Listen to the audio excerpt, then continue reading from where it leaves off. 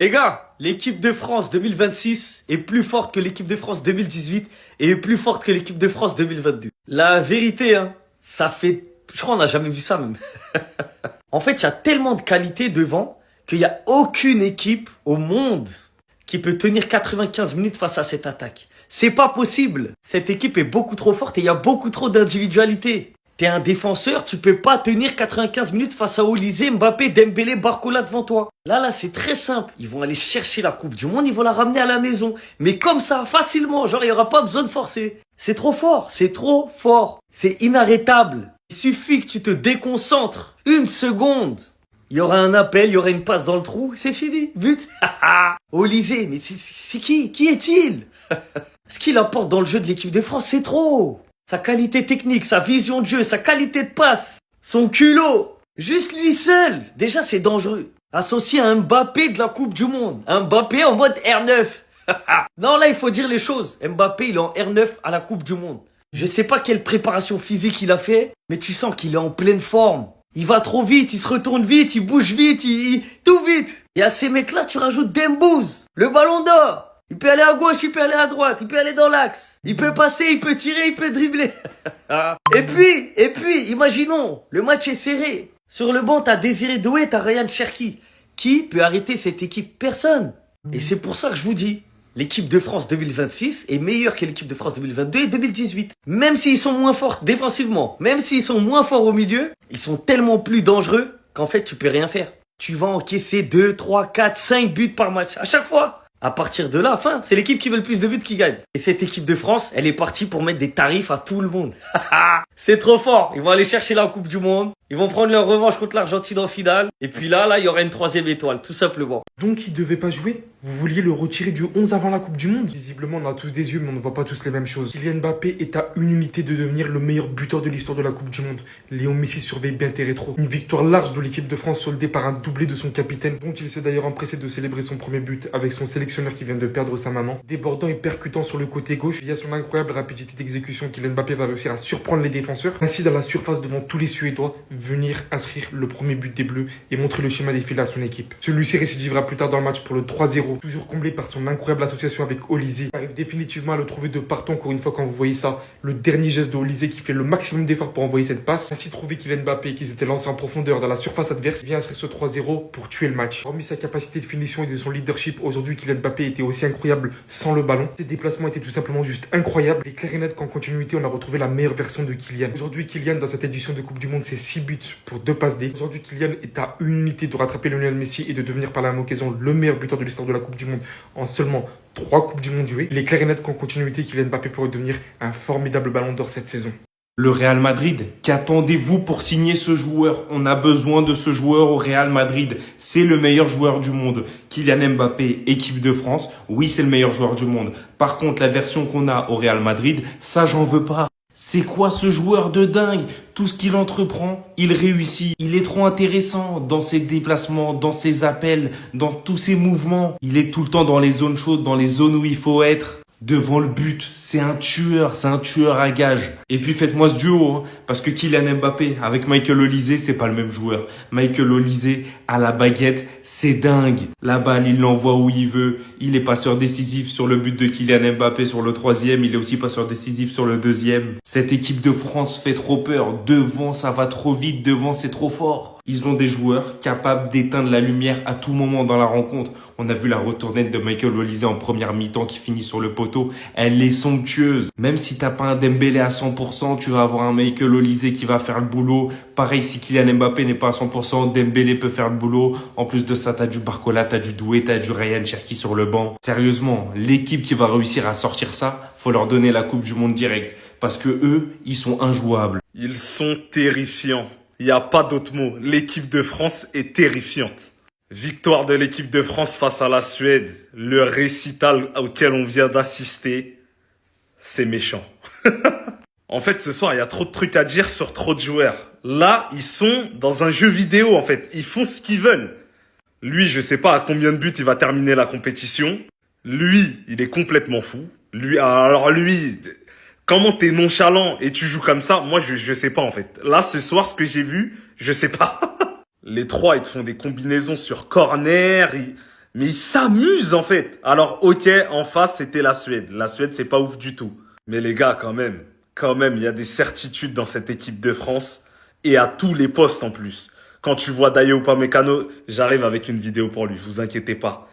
Mais quand tu vois le niveau de Mbappé, le niveau de Dembélé, le niveau d'Olysée, le niveau de Tchouaméni, eh, en fait là c'est trop. Là ce soir le récital, première mi-temps, deuxième mi-temps, waouh, waouh, waouh, waouh. Donc là, il y en a qui regardent l'équipe de France jouer et qui se disent le ballon d'or, ça peut être quelqu'un d'autre que lui si la France remporte la Coupe du Monde. Au cas où vous l'aurez pas compris, c'est l'homme du match, c'est le meilleur joueur français et c'est le meilleur joueur du monde. Encore une fois, aujourd'hui, en plus d'avoir failli marquer le but de ce mondial, une retournette acrobatique digne des plus grands qui malheureusement finit sur le poteau, à chaque fois qu'il touchait le ballon, il se passait quelque chose, mais on a l'habitude en fait. Ce mec-là, c'est le football, il a de la magie dans les pieds. Sur le premier but, d'ailleurs sublime de Kylian Mbappé, la combinaison sur corner, elle vient de lui, il fait la passe à Dembélé, Dembélé transmet Mbappé. Et derrière, vous connaissez Mbappé en mode Coupe du Monde, chirurgical et très méchant dans la surface de réparation. Et puis sur le deuxième but de Barcola, qui encore une fois fait un très bon match, ce mec-là, je l'aime beaucoup trop sous-côté, mais il a totalement sa place dans cette attaque. Bah forcément, c'est Olysée qui va réussir à le trouver dans un trou de souris en fait, entre les jambes du défenseur. Parce que le football, c'est facile pour lui. Et derrière, super finition de Barcola. Faut le noter quand même. Et encore une fois, sur le doublé de Mbappé, qui d'autre que Michael Olise pour le trouver dans les meilleures conditions, dans le bon tempo et dans la bonne zone. Franchement, ce duo, il va faire très très mal. Le meilleur passeur de la Coupe du Monde, Michael Olise, et le co-meilleur buteur de la Coupe du Monde, Kylian Mbappé, et ils sont pas prêts de s'arrêter. En tout cas, ce qui est sûr, c'est que parmi ces individualités très très fortes, celui qui sort du lot, c'est Michael Olise. Et le pire, c'est qu'il joue même pas à son poste. Meilleur passeur de la saison, meilleur passeur en Coupe du Monde, le record de Messi de passe D, je sais pas, il a combien, je sais pas combien de passes D il a, Michael Olise. Mais ce qui est sûr, c'est qu'il a déjà dépassé. Il est pas prêt de s'arrêter là. Le ballon d'or, il peut clairement aller le prendre si la France gagne la Coupe du Monde. Après, voilà, le chemin est encore long. En tout cas, ce qui est sûr, c'est qu'il est en train d'écrire son histoire. Il n'est même pas à 100%, j'en suis sûr. Mais le monde est en train de réaliser qui est Michael Olise. On est tellement forts, les gars. On est tellement forts, les gars. Je suis en train de la faire de la folie, en fait. Ce que j'ai vu sous mes yeux, c'est pas vrai. C'est pas vrai. S'il continue comme ça, je vais parler de meilleur duo de l'histoire de la Coupe du Monde. Après, on va me toucher. C'est quoi ça? Olise, il a fait 3 passes D pour Kylian, wesh, on a fait 4 matchs. Doucement, doucement, les gars. Tranquille, il y en a, ils rentrent à peine dans leur Coupe du Monde, là. Jusqu'à même Deschamps, même le coach, quand ils sont sortis. Normalement, tu vois, tu te mets un peu au-dessus de tes joueurs et tout, t'imposes le respect. Wesh, quand ils sont sortis, il a fait ça. Il a dit non. Non, c'est trop, en fait, Deschamps, aujourd'hui, il était comme nous. Il était obligé de dire, ah ouais, ok, en fait, là, il n'y a plus de coach, là. Juste, je vais regarder, je vais me taire. En fait, cette équipe, les gars, qui les a envoyés? C'est Red Arc. C'est une équipe de Red Arc qui prend tous les meilleurs attaquants du monde pour aller infliger le plus de buts à ses adversaires et les traumatiser. C'est une équipe de Red Arc.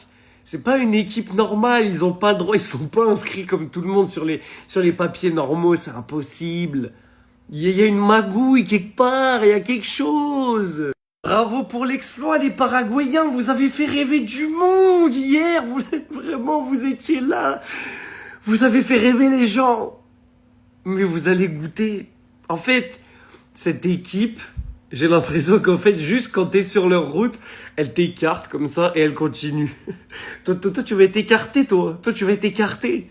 Bref, les amis, depuis que le match est fini, enfin même depuis le 3e but, en vrai, je joue la carte de la folie devant ma télé, devant cette équipe.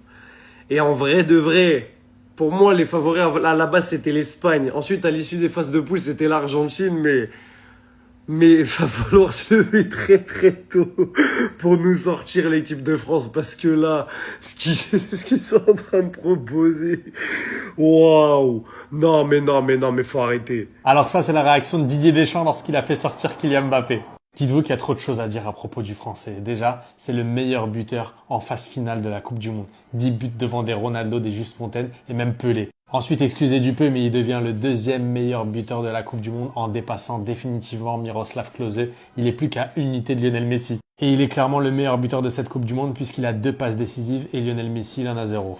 On a une attaque, moi je vous le dis, c'est du jamais vu. 27 buts marqués, 32 passes décisives délivrées. Il est sur une saison Ballon d'Or sans aucune contestation possible. Dites-vous que c'est la première fois depuis 1958 que l'équipe de France inscrit plus de 13 buts sur ses 4 premiers matchs. Sur ce match, même si j'ai rien payé, on s'est régalé, j'en ai eu pour mon argent. Le groupe vit bien, tout le monde est tout sourire, que ce soit les titulaires, les remplaçants, ça se passe ultra bien. Même en défense, j'avais quelques interrogations. Là, on a le côté gauche, il est clairement validé, que ce soit avec Barcola et Lucas Digne. Sur le côté, c'est vraiment l'assurance touriste pour moi. Il vient faire le repli, il fait les efforts. Lucas Digne, il prend aucun risque. Le gardien, Mac Maignan, plusieurs fois il s'est employé alors que devant lui, il avait quand même des Guillaume qui restent, des Alexander Isak, excusez-moi du peu. Et voilà, charnière centrale, Saliba ou Upamecano, j'aime bien. Après à droite, Jules Koundé, il a fait le boulot. Certes, c'était pas une grande équipe de Suède, mais c'est vraiment rassurant pour la suite et ils sont en train de monter en puissance petit à petit. Et on sait que la Coupe du Monde, c'est long. Dites-moi ce que vous en pensez de cette équipe de France, mais je suis extrêmement satisfait et j'ai hâte de voir le match face au Paraguay samedi. C'est la plus grande génération de l'histoire du football français. La nostalgie, c'est bien, mais ça sert à rien. C'est pas de la culture de l'instant, hein, parce qu'on a eu Griezmann, on a eu Pogba, on a eu la génération Thierry Henry, la génération Zinedine Zidane.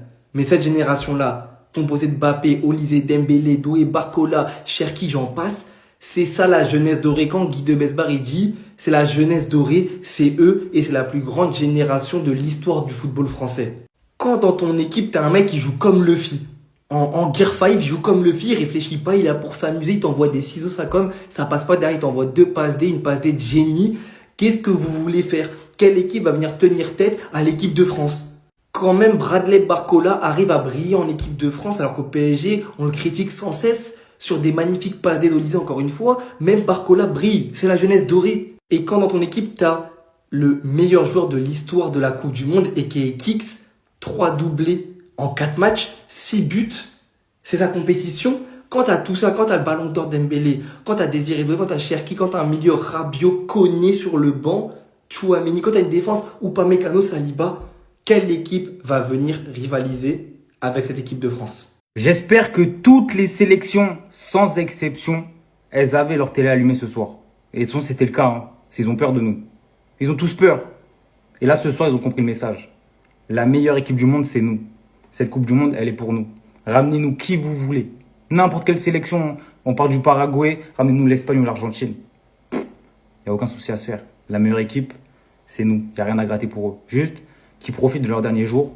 Parce que au moment où la France va être sur leur passage, fin de parcours. La Coupe du Monde, elle est pour nous. J'espère que le message, vous l'avez compris. On a assez fait sur l'attaque. On n'a pas assez fait sur la défense. C'est pour ça que je commence par cette image, en fait. On en a déjà assez fait sur l'attaque de fou qu'on a, en fait. Oui, les 4, c'est des monstres, c'est des diables. Ils sont trop forts au foot. Voilà, les 4 parce qu'il manque Barcola dans la photo. Mais oui, on l'a vu. Et comme je l'ai répété, en ancienne de finale, avec toutes les équipes qu'on a pu voir, je sais pas qui peut les arrêter. Quand ils décident de jouer au foot, je sais pas. Mais il faut parler de la défense, les gars. Saliba ou Upamecano, mais MDR carrément. Mais vraiment MDR. Et regarde, je suis mort de rire. Comment ils ont bastonné Gyökeres et Isak, mais je suis mort. Et pourtant, dites-vous, Gyökeres, il fait pas un si mauvais match que ça en fait. Parce que la Suède, ils sont en bloc bas, on lui envoie des ballons charbon, il est obligé de se bagarrer avec les deux. En première mi-temps, j'ai trouvé qu'ils étaient pas mal débrouillés, ils réussissaient à gratter des fautes, etc. Mais les deux, c'est trop fort, wesh. Ou pas Mécano Saliba, en fait. S'il y en a un qui se loupe, l'autre, il rattrape la bêtise automatiquement. Les deux, ils sont costauds, les deux, c'est des rocs. Les deux, ils sont rapides. Les deux, ils ont un bon pied. C'est-à-dire que même à la relance, c'est fort. Comme je l'ai dit pour l'attaque, après avoir vu les défenses des certaines nations, je sais pas qui peut les arrêter. Mais après aussi avoir vu certaines attaques, je sais pas quel attaquant peut venir devant Upamecano et Saliba et s'avancer en fait.